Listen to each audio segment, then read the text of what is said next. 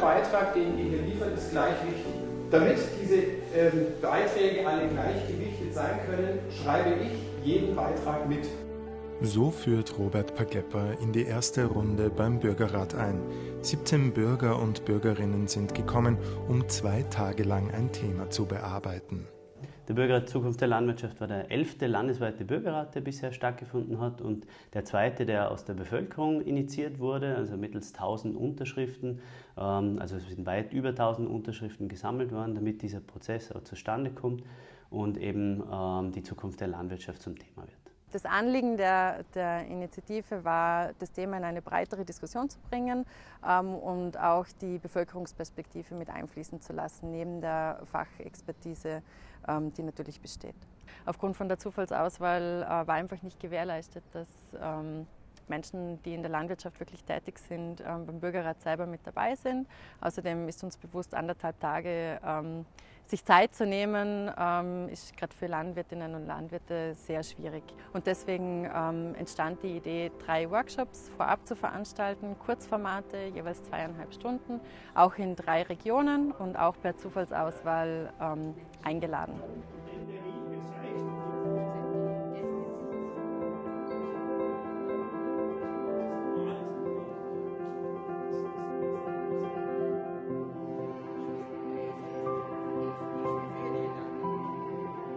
Es ist spannend, dass die Bevölkerung, aus der Bevölkerungssicht einerseits sagt, wir müssen das Bild der Landwirte stärken. Also das stimmt einfach nicht mehr. Das stimmt also man weiß einfach viel zu wenig über die Landwirtschaft, und gleichzeitig sagen Landwirtinnen und Landwirte, sie fühlen sich auch nicht verstanden von der Bevölkerung. Das heißt, also für uns liegt da irgendwie so der Schlüssel drin, okay, da müssen irgendwie Räume entstehen, um diesen Austausch wieder zu ermöglichen.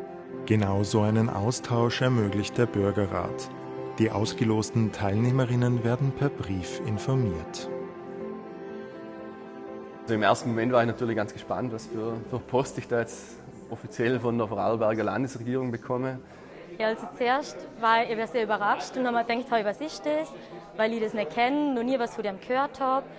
Und habe mir gedacht, irgendwie interessant, das Thema interessiert mich auch. Ein wichtiges Thema, und da war für mich eigentlich schnell klar, dass ich da teilnehmen möchte, da auch mitsprechen möchte, und finde es wirklich super, dass auch die Möglichkeit geboten wird, auch als Bürger sich einzubringen. Also zuerst werden mal ganz viele Ideen gesammelt und jeder darf dazu sagen, was man zum Sagen hat und was einen beschäftigt. Ich habe es ein großes Geschenk gefunden, dass auch immer wieder moderiert worden ist, dass man gesagt hat, so alle zu Wort kommen. Dass es eine gewisse Gleichberechtigung gibt, damit die üblichen Gruppendynamiken ein bisschen ausgeschaltet werden. Das habe ich sehr wertvoll gefunden. Die Moderationsmethode hinter dem Bürgerrat nennt sich Dynamic Facilitation. Im Kern geht es darum, ein Gespräch auf Augenhöhe zu führen, in dem nicht nur rationales Denken, sondern auch Gefühle, Bedürfnisse und Interessen Platz finden. Es waren Einzelne dabei, die am Anfang ganz wenig gesagt haben, und es waren mitunter aber die wertvollsten Wortmeldungen.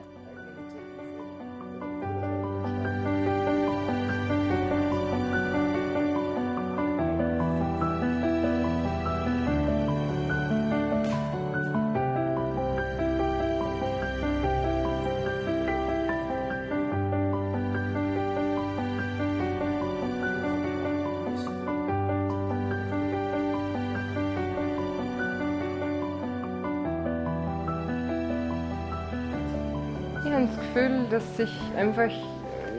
dass sich ein Raum eröffnet hat für genau die ganzen Teilnehmer, dass jeder seine persönliche Meinung mal einbringen darf, und es darf alles auf den Tisch. Man bekommt verschiedene Inputs und hat die Möglichkeit, über das Neue, das man gerade gehört hat, nachzudenken.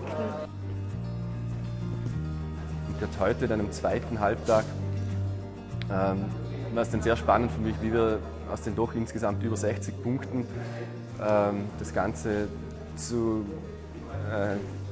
7 Hauptthemen sogar heruntergebrochen haben, mit denen alle 17 Leute eigentlich gut leben konnten, wo alle damit einverstanden sind.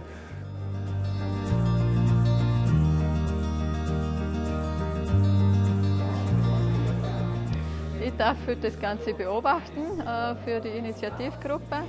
Der Eindruck ist, dass die Themen, die da angesprochen werden, schon eine große Bandbreite abdecken von dem, was uns als Bäuerinnen und Bauern täglich bewegt. Dass das ein guter Prozess ist und da auch konkret an Lösungsvorschlägen geschaffen wird. Ein relativ großes Thema war sicher dann Raumplanung im weitesten Sinn, als dass man sich einfach darüber im Klaren sein muss, dass Grünflächen in Vorarlberg bleiben müssen.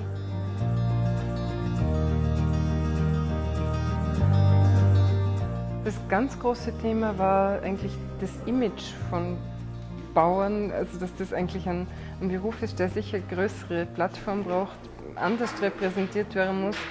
Und ich denke, dass es auch wichtig ist, dass man mehr darüber weiß, also dass es viel mehr Informationen gibt für alle, für die ganze Bevölkerung, weil da fehlt, glaube ich, ganz viel Austausch.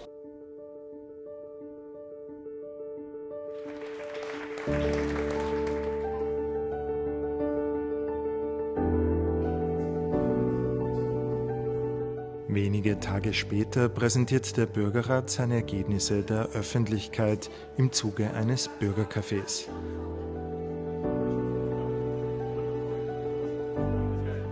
An 3 Abenden besteht so die Möglichkeit, die Ergebnisse des Bürgerrats zu besprechen und zu ergänzen.